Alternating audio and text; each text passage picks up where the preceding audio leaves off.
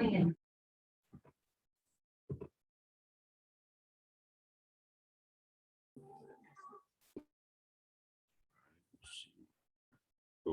give a couple of more minutes, let people get logged in. Good morning, everybody, and hope you're having a great morning, great day. It's Friday, so that's good.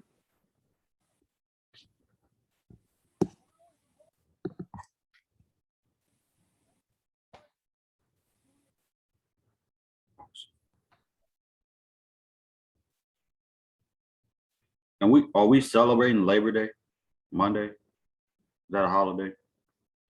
Yes. All right.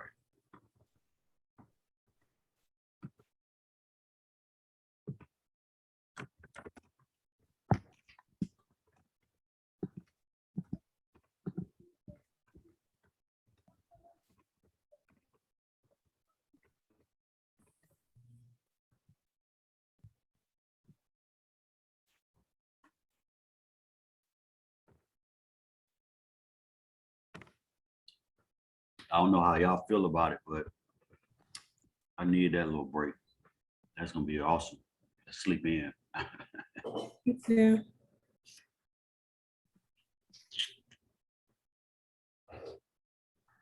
All we got is 18 at 2. We're gonna go ahead and go. Let me share my iPad.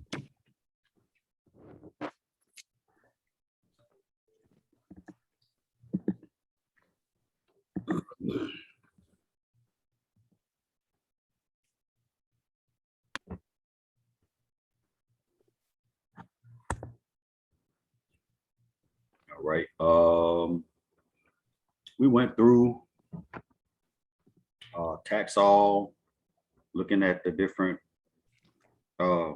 functional groups in Taxol. So let's go to another example. And then we're going to come back to those resonance examples and finish this out today. And then on Monday, we're going to start talking about acidic, not Monday, I'm sorry, Wednesday, after Labor Day, after the Labor Day holiday. We'll start back talking about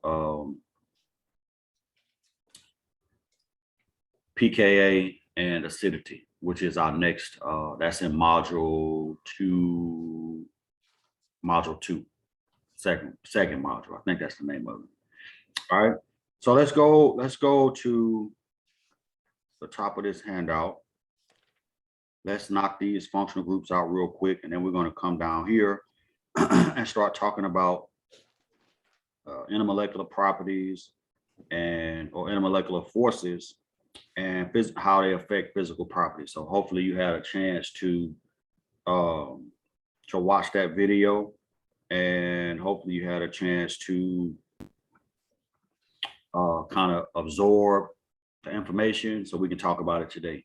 And I'm going to add in some solubility questions up top with these top examples. All right, because I gave you a ratio in the video of carbon to hydrogen bonding atoms, and we can figure that out based with these examples. All right, so let's look at the first. Actually, yeah, let's do that. Let me copy this first because I want to use this to talk about solubility.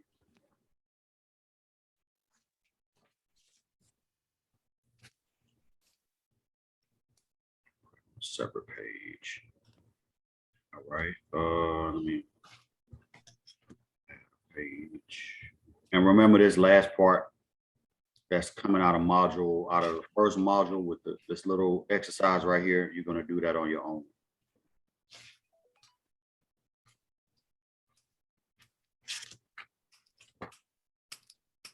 Right, and let me do this. All right, let's go back up to, and let's name it real quick.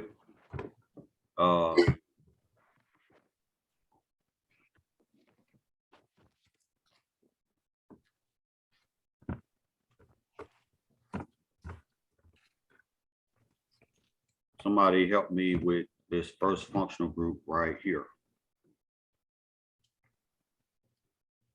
Is that a amine? It's not an amine with the N because of the carbonyl group. If that wasn't there, it would be an amine. But because it's the nitrogen is bonded to a carbonyl, it is in the same class, in the same family, but it's not an amine, it's an amide. You saw the nitrogen though, so I know that's what got the wheels turning. But an amine would just be simple, like a simple, something like that, without a bond to a carbonyl. The minute you put a carbonyl next to it, it becomes an amide. But Okay. without the carbonyl next door, it's a amine. And the way I had some kind of little way of helping students to remember that. It's like the amine. Write that down. It's out of, I always say it's out of jail because it doesn't have a CO. You know, sometimes they call a correctional officer a CO. So the amine is free, but the amide isn't. If that makes sense. Can you repeat that? How do you remember it one more time? Yeah, so the amine doesn't have a CO. So I said, I use a little analogy of it being out of jail, right? Because CO, like a correctional officer, but that's what a carbonyl is, right? It's a CO next door to the nitrogen. It made sense to me when I first thought about it, but it might not click immediately. All right. What about here?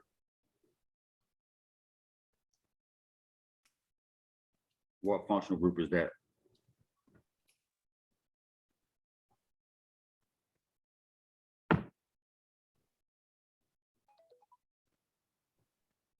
An alkene? It has alkenes in it, but remember when we talked about how you have those alkenes, how they're arranged with an alkene and a sigma bond, an alkene and a sigma bond, like in a repeat pattern like that. So it's composed of alkenes, but an alkene would just be a double bond, you know, like something like this, right? But this is different because you have 3 alkenes in a ring, and they are, I think I gave you the term conjugated, where you have a double, single, alternating. You see that? Did you say it was aromatic as well? Aromatic. All right, it's an aromatic. And the last one. That's for the double bonded O. That's aromatic. No, it's the ring that's highlighted in purple. Okay, thank you. Mhm.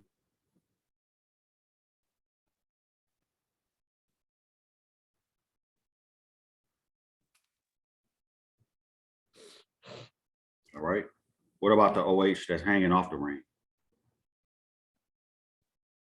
Is it an alcohol? It's alcohol. Very good.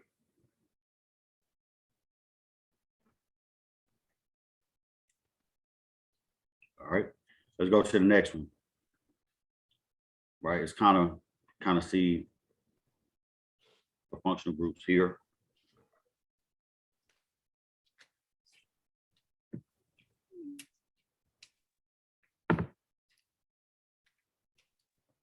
Don't all speak out at once. You might break the internet.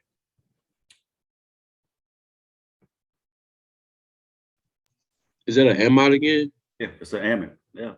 Amide. Yeah, that's okay. You're right.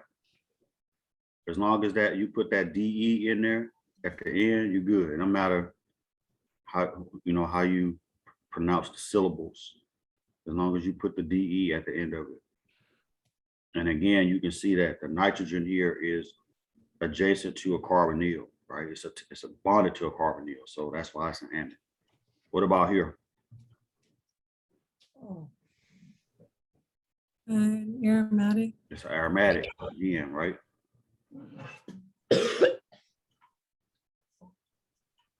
And then here.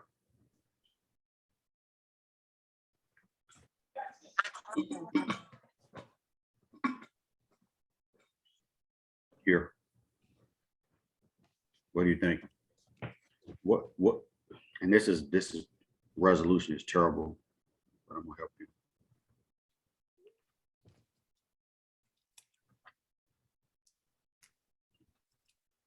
All right.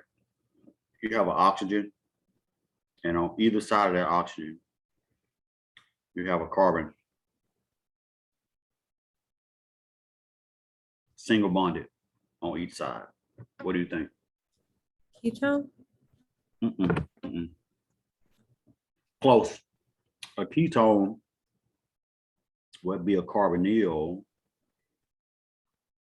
with a carbon on either side, something like that.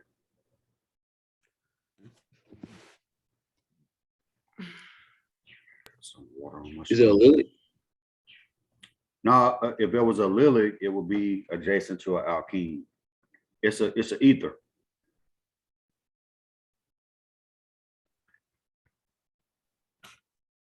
All right, it's an ether.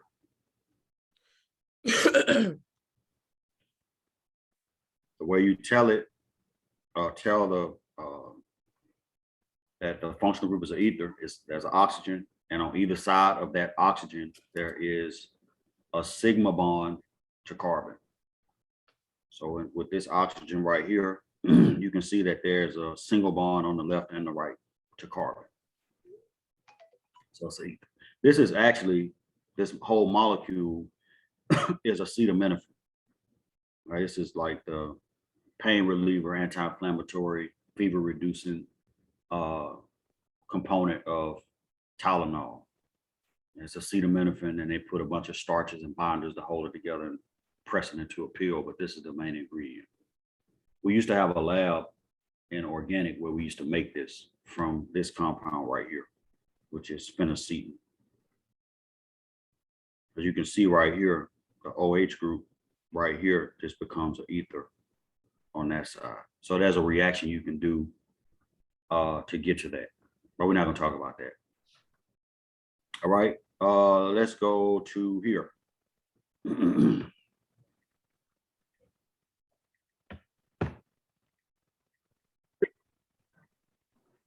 All right, what do we have here? What functional group? And remember, your carbonyls, there are multiple types of functional groups that are built off that carbonyl motif, right? Amides, esters, aldehydes, ketones, lots of different esters, thioesters, lots of different compounds that are built off of that motif. All right, so what functional group do we have here?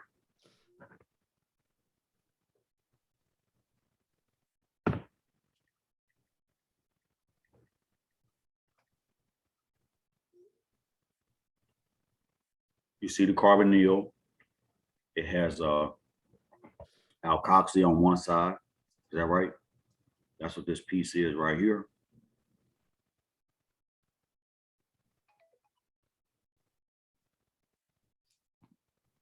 And then that's bonded to a carbonyl. All right, so it's an example of an ester. Right, the ester is always going to be identified by oxygen that's bonded to that carbonyl. So this oxygen right here bonded to a carbonyl. That's how you identify that. Right? Up here, you have an analog of that.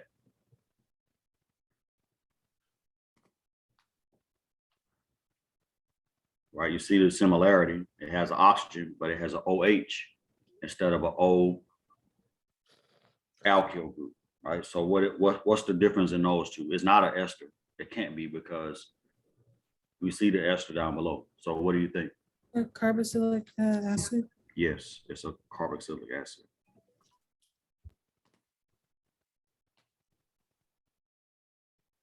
And then obviously this is another aromatic, right? Same thing. I can't stress enough, make flashcards with these functional groups so that you can commit them to memory. Like I don't advocate for memorization a lot because some things you just can't memorize. You can memorize a concept, but you also have to be able to apply it to some broader examples. But in the case of the functional groups, this is straight memorization. So just make you some flashcards, look at them often, because one of the biggest impediments I found in taking part 2 is just not remembering, basic stuff from part 1 like this, like what a carboxylic acid is, what an ester is, what a ketone is, that type of stuff. Because you can't do reactions unless you know your functional groups and how they react. All right, let's do this last one right here. I think this will make somebody happy. I'm just gonna highlight that, and I'm gonna highlight this and chain that.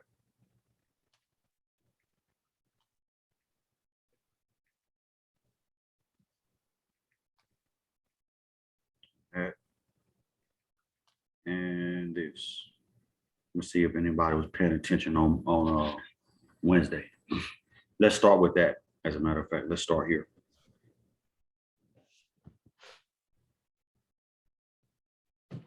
What did we say that was on Wednesday? Anybody remember?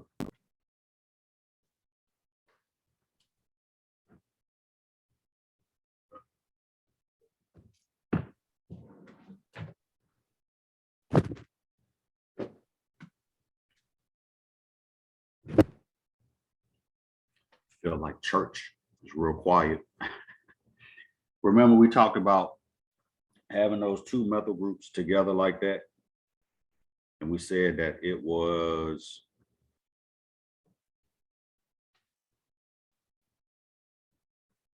germinal dimethyl. Anybody remember that from Wednesday when we were looking at Taxol?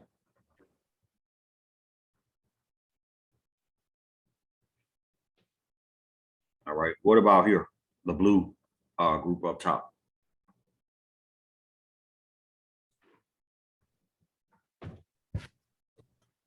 Which one?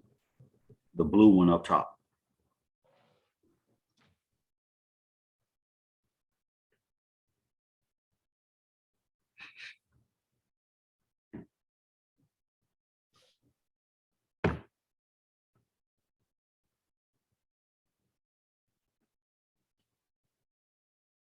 Is that not an alkene? Right, just a carbon-carbon double bond. What about the purple at the bottom? What is that?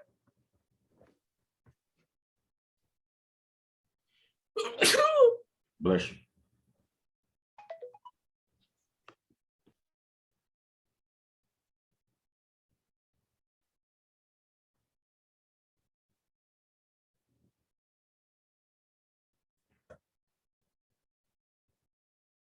We just saw that over here, right? Oxygen with a single bond to carbon on either side. It's ether.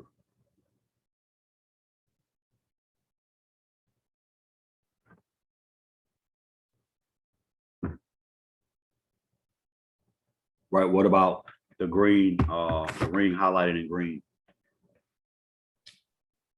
Is it aromatic? Good, I like that one. It's aromatic. What about the OH? Just by itself? Alcohol. Alcohol. Good. And then the chain, we just call it an alkyl chain. Like it's a long chain. All right. This molecule is actually, this is actually the structure of THC, right? And all your derivatives, like I don't know if you have ever heard of like delta 8, all your cannabinoids have a similar structure. They have these 3 rings connected like this. So I can find a different highlighter. Use a pen. Yeah, all your cannabinoids have this backbone. And where they differ are the other functional groups. Like the alkyl chain may be longer or shorter, or this may be some type of ether or ester or something like that. But that's the difference. And based on that, that defines their functionality in the body, right? There are many cannabinoids and like these CBDs and things like that that are non-euphoric, right? They don't have any euphoric effect on the body like THC does, right? And all that's a consequence of the functional groups being slightly different in each derivative, right? So let's go down to let's do these other 2 problems. Then we're going to jump down here and start talking about the intermolecular forces, the different intermolecular forces. All right, so let's go to here. What do you think? It says which of the indicated bonds are polar covalent, and show the direction of the dipole moment for each polar covalent bond. So what about the CF bond? Where's that dipole going to be facing? Where's the fluorine? Mhm. Fluorine.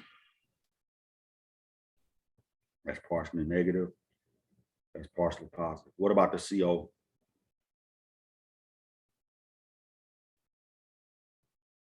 Towards the oxygen. This way. Good. And this is 2.5. I'm sorry. The difference in it asks for that too. Difference in electronegativity is 1.0. Because oxygen is 3.5. Carbon is 2.5. And here is 1.5. All right. I don't know silicon off the top of my head. So somebody Google the electronegativity of silicon. Can you go back to the other 2 again? Just like zoom out on each of them. Mhm. Thank you.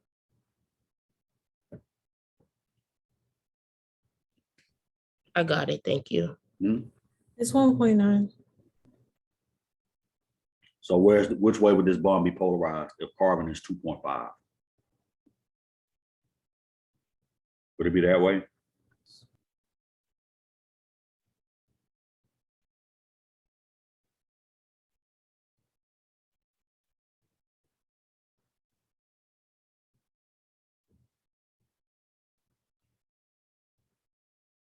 So 0.6. Is that polar covalent or is it non-polar? Polar covalent. It's polar, right? Because non-polar, what did we say? 0 to 0.3. And then 0.4 to 1.5 was polar covalent. So this will fall into that polar. It's not very polar, but it is polarized. All right, what about this one? I think bromine is like 2.9 or something like that. Can y'all look? Can somebody look up the electronegativity for bromine? Yeah, it's 2.9. And chlorine is chlorine 3. Yeah, 3.1. So the difference in electronegativity is 0.2. But the dipole is going to be this way. Even if it's a small dipole, it's still going to be pointed toward the more electronegative atom. So this would be considered what, non-polar, is that right? And this is polar. And the other 2 are also polar.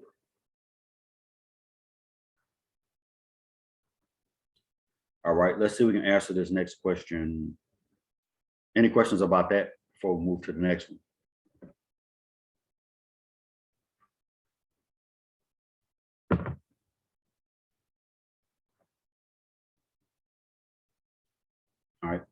What about this next question? It says, which will display a molecular dipole? How do we determine that?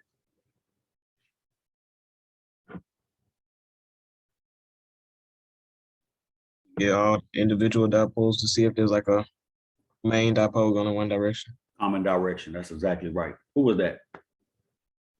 Slash. Thank you, man. Appreciate it. You have a common direction of your atomic dipole. So here, if you look at this, right, you can see that that's kind of a dipole in this general direction. And it is, again, a dipole is a vector. It's got size and it has direction. So it's a vector. Over here, you have the same vectors, but they're going in opposite directions. So which of these do you think is going to have a overall dipole? The one on the left. This one, right?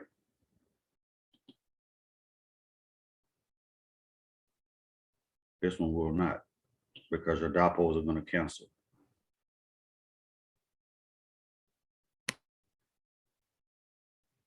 All right. So this brings up another topic, right? Because if this is non-polar, and this is polar, right? We can use this to kind of talk about solubility, because one of the principles of solubility is that what? Somebody help me. What's one of the main principles of solubility? Is it like dissolves like, or is that something- Absolutely, absolutely. Okay. Like dissolves like, right? So if I wanted to dissolve up a nonpolar compound, it's only going to dissolve or mix with a nonpolar solvent.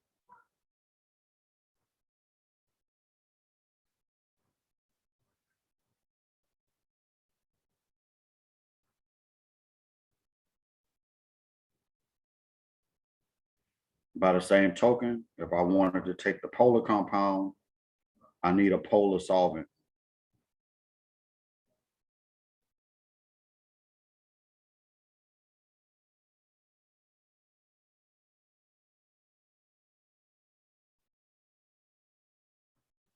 Right? It's only going to mix with a polar solvent.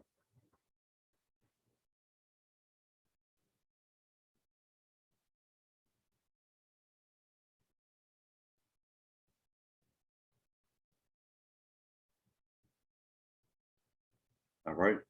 So that's one of the principles of solubility.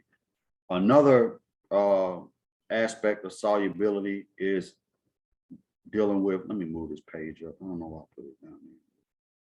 It's dealing with water solubility.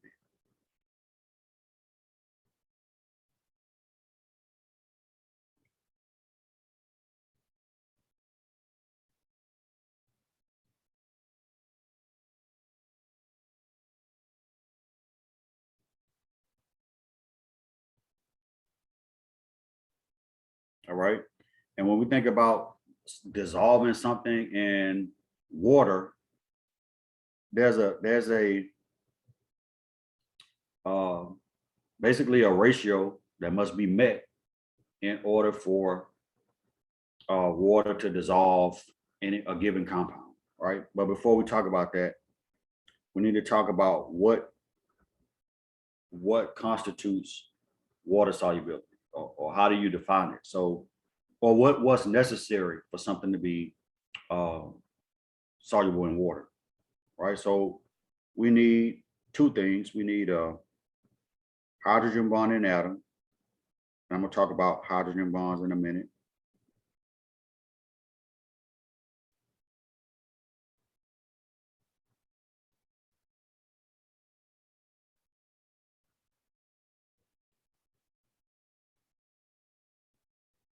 Right, so that's nitrogen, oxygen, or fluorine. And we need a carbon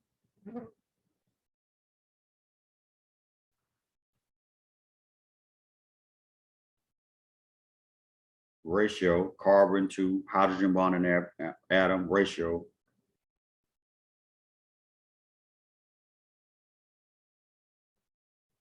of 5 to 1. Right, so for every 5 carbons, this is not locked in stone. For every 5 carbons, I need 1 hydrogen bonding atom.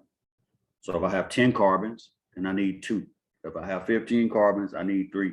So anything in between 10 and 15, right, or 11 and 15, I need 3 hydrogen bonding atoms.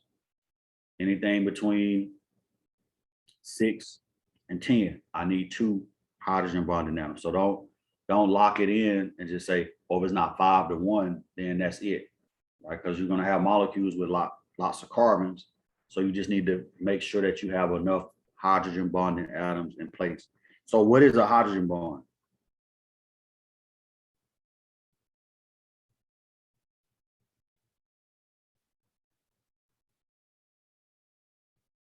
Right? So hydrogen bonding happens when you have a polarized, let's just use water, for instance. You got a polarized bond between hydrogen and another atom.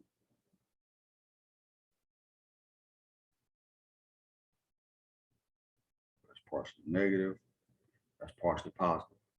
And then you have a hydrogen bonding atom like nitrogen. Let me just do this. With a lone pair that can be attracted to that hydrogen, right? So you have an attraction.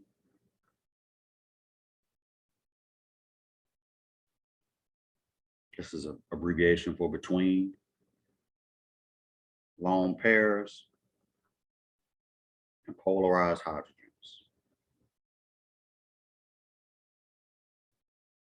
Right, that's what a hydrogen bond is in a nutshell. All right, the one place where you can see hydrogen bonds. Let me use a different.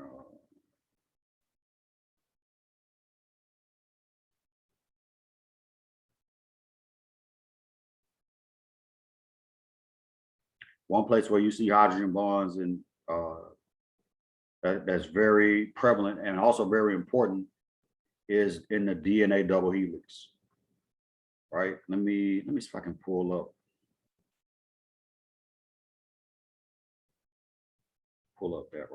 up right quick. Because that's the force that's holding that double helix together. Right. I don't know if you can see that, but you see how these how the sides are kind of touching each other in this gap right here. Can y'all see that? Yes. Yes. So it's hydrogen bonding that's holding that double helix, that strand together. And that's for all DNA, because there are amides within that strand, within your amino acids that make up that peptide.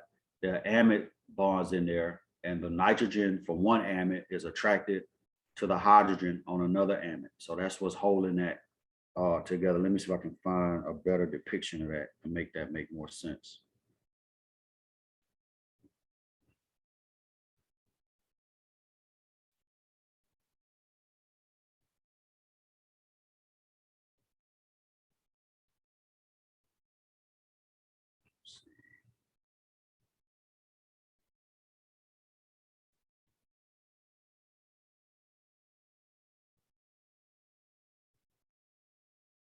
Right, so here's a different depiction. Let me just open that up.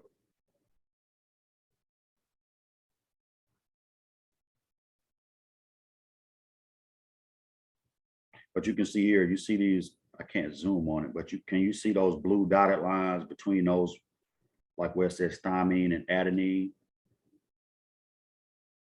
Those blue dotted lines between a carbonyl, oxygen, and a hydrogen, and also between hydrogen and nitrogen. Yes. Yeah, those are hydrogen bonds, right? So a hydrogen bond is, again, let me go back to where we were.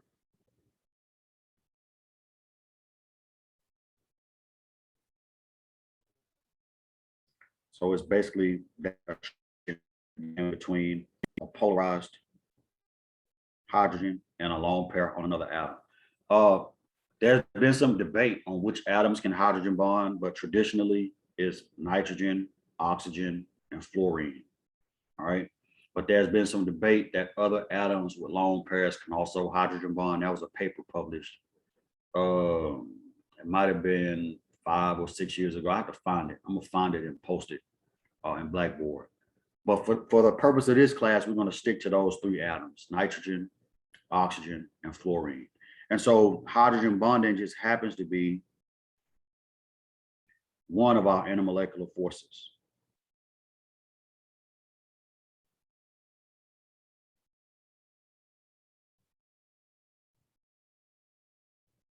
Right, or IMF.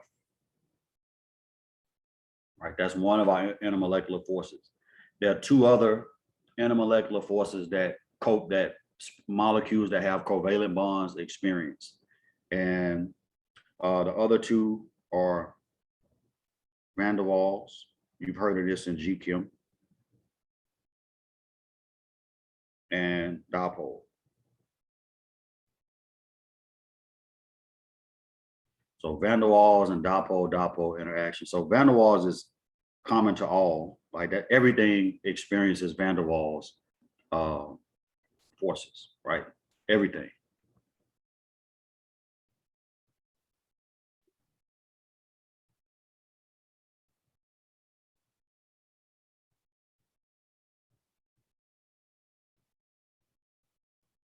And then Dapodpo, obviously, that's only present in molecules that have highly polarized bonds where dipos are present.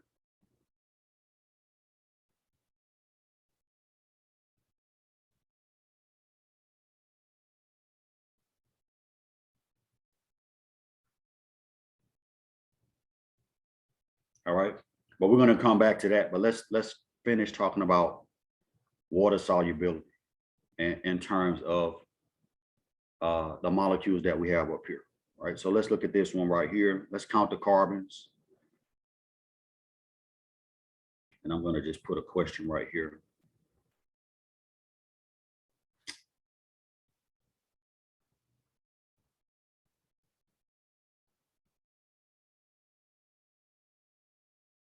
Right, so which one is H2O soluble? We're going to answer that for all of these.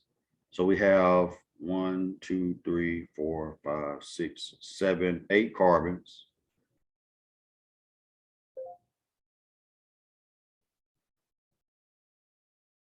And then we have, for our hydrogen bonding atoms, we have 1 oxygen, 1 nitrogen, and another oxygen. So 3 hydrogen bonding atoms. I'm going to just abbreviate that.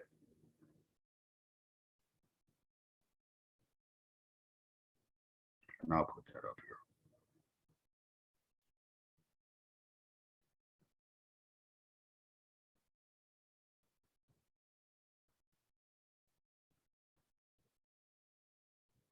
All right, what do you think?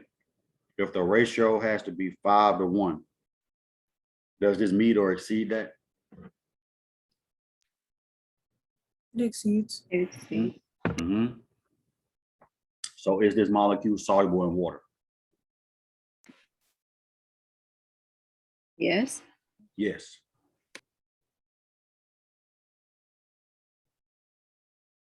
Right, your ratio is 8 to 3, right? So that's a greater ratio than 5 to 1. So yes, it is. All right. Let's look at this molecule. Right. And let's count up the carbons. 1, 2, 3, 4, 5, 6, 7, 8, 9, 10 carbons.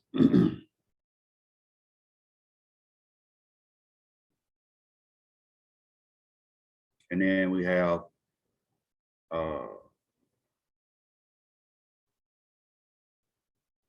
1, 2, 3 hydrogen bonding atoms.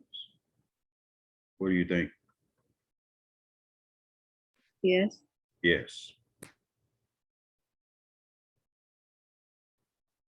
right? It meets the ratio of 5 to 1. It actually exceeds it. So this would, if with it having 10 carbons, you would need at least 2 hydrogen bonding atoms, but in this case, you have more than 2. So that's also going to be soluble in water. All right. Now, if you drop a Tylenol into a cup of water, it's going to look as if it's not dissolved. It may crumble and look like a precipitate, but it won't look like it's going into solution. And the reason is because the acetaminophen itself, Tylenol is not just straight acetaminophen, it's a dose.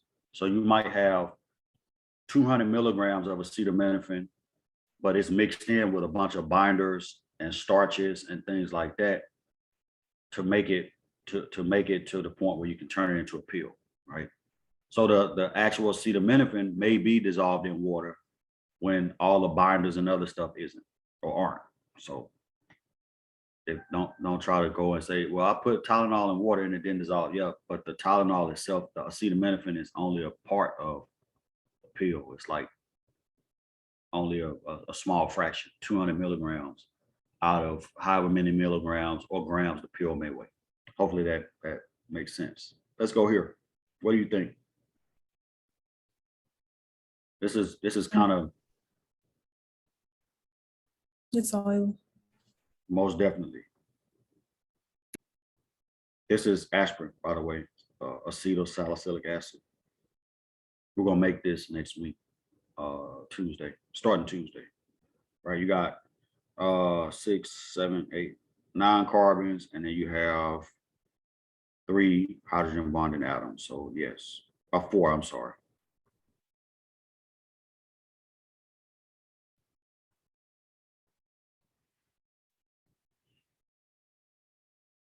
Right, and then over here, let's see if THC is soluble.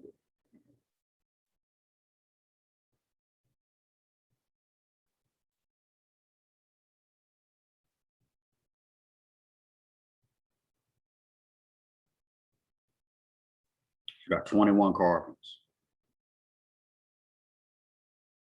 And how many hydrogen bonding atoms do I have?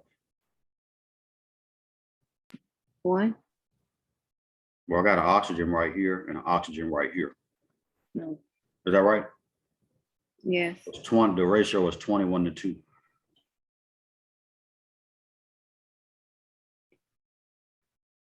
So it's not soluble. Nope. Smokable, but not soluble. So that's again, when you talk about water solubility, you have to meet that criteria of 5 carbons. For every 5 carbons, you need 1 hydrogen bonding atom. How could I make THC soluble? What would I have to do? How many more hydrogen bonding atoms would I need to add? If it's 5 to 1, and 10 to 2, 15 to 3, 20 to 4, and this is 21. So how many would I need? At least 5. At least 5. Good, very good. Who was that? I can't see who said that, but who was that? Was that Justin. Justin? All right, good, good. You need at least 5. That's exactly right to make it soluble. All right. Let's go to these problems right here at the bottom, because now we can talk about these other intermolecular forces. And again, we're talking about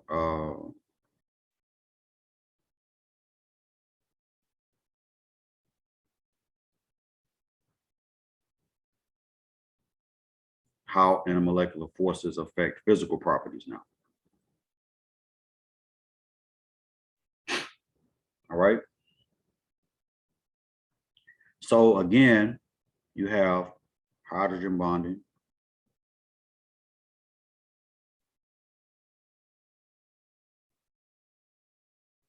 You have dipole, and then you have van der Waals. I'm just going to abbreviate that. Right?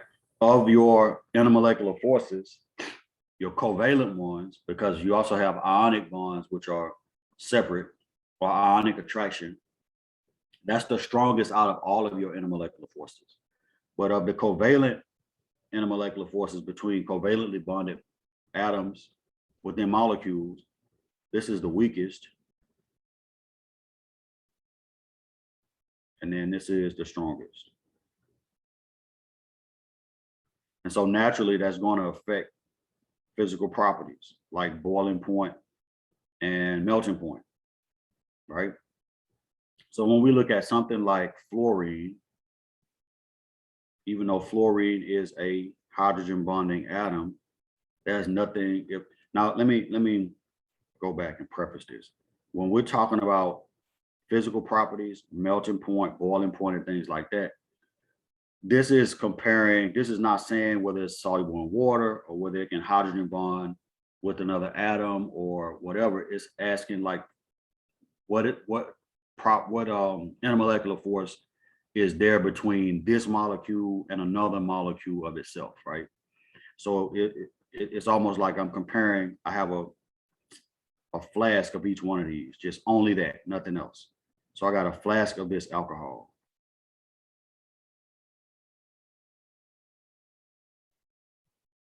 And it's in here with a whole bunch more alcohol molecules like itself, right? So it's only that. Same thing here. I should have made these chains shorter.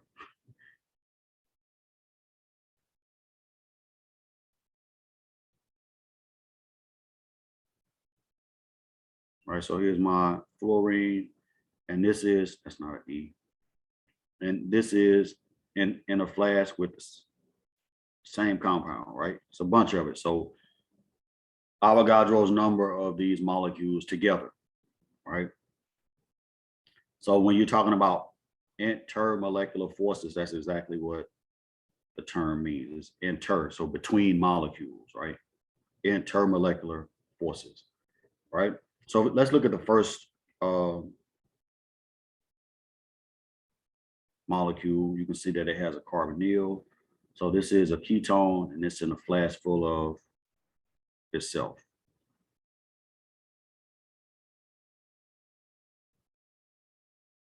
Like that. I'm just going to put 2 in there. All right. So what intermolecular force do you think is present here? Van der Waals, again, is present for all of them. But what do you think is present here also? You got a big a carbonyl that has a huge dipole here. Is that right?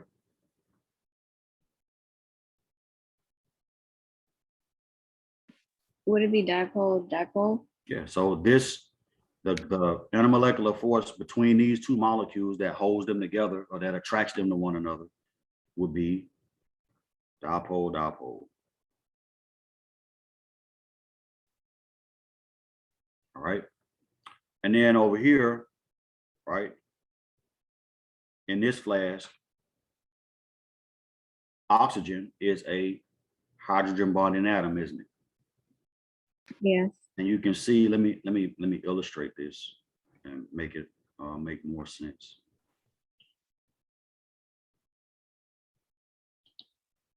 Hopefully.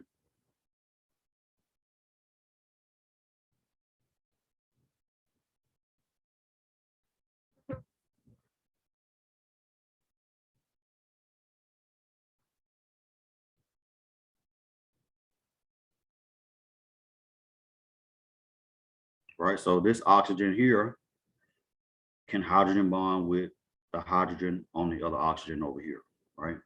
So this is a hydrogen bonding atom. When it's when it's around another molecule like itself, it's going to participate in hydrogen bonding.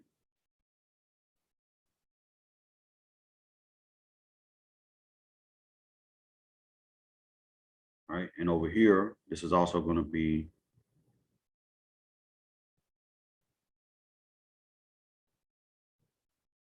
dipole. Even though fluorine is a hydrogen bonding atom, there's nothing for it to hydrogen bond to, right? That's not a hydrogen that's polarized on another one of these molecules that it can hydrogen bond to. So it's just going to be stuck with dipole. All right. So it's asking to rank in order of decrease in melting point, which we're going to do on Monday or Wednesday, because we're out of school Monday. So we got to stop here. But what I want you to do before you come back is to Google the melting points for 1, 2, 3, 4, 5, 6, 7, 8, 1, 2, 3, 4 octanone.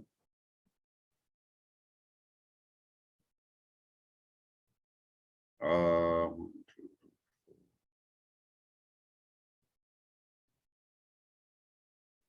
4 octanol and 1, 2, 3, 4, 4 fluoro octane. I want you to Google those melting points.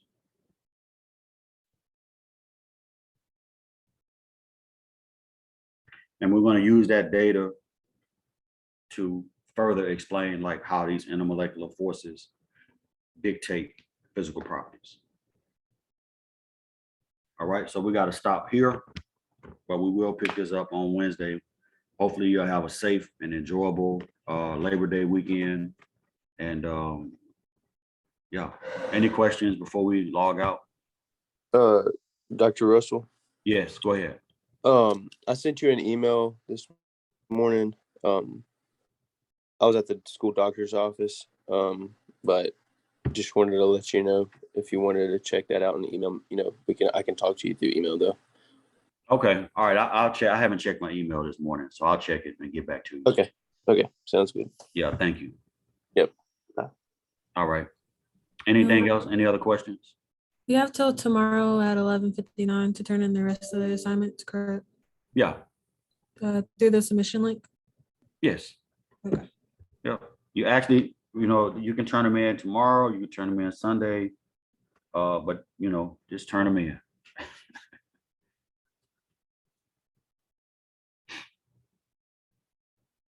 All right.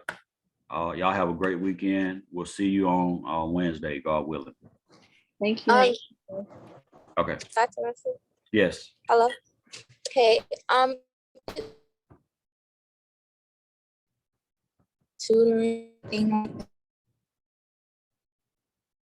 You cut your audio is choppy. Can you repeat what you said or put it in the chat? Hello? Yes. Did you hear me? No, your audio cut out. Oh, I was asking, like, do you know if they tutor organic chem in like TCAL or anything like that? I don't think that they have a organic tutor in reach, but I could put you in touch with somebody in the department, like one of the majors who may be able to help you. Or, Okay. You could also always email questions or set up a time for office hours or something like that. I didn't post office hours because I'm always in meetings and stuff like that. But if you send me a time and you got questions, then by all means we can do that too. But I can find you someone that can help you.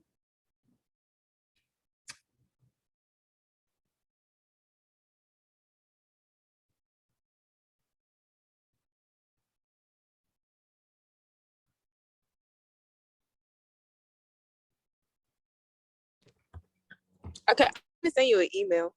Okay, no problem. All right, thank you. All right, take care. Same to you.